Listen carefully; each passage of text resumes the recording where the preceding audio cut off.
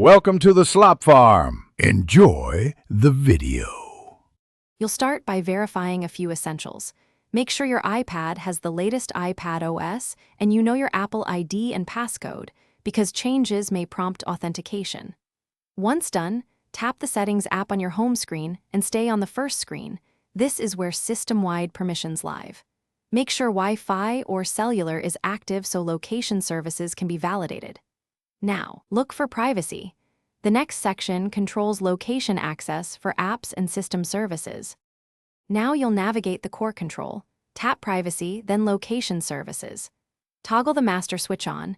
This allows apps and system features to request GPS data.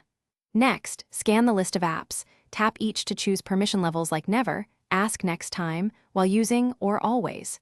Choose the least permissive option that still supports the app's function. Also review system services at the bottom.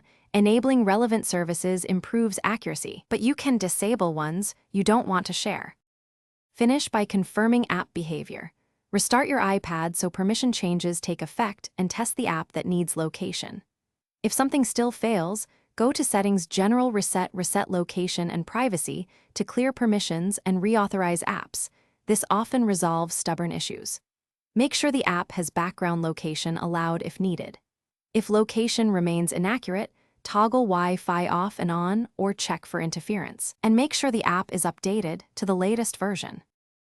Thanks for watching. Consider subscribing if we helped you today.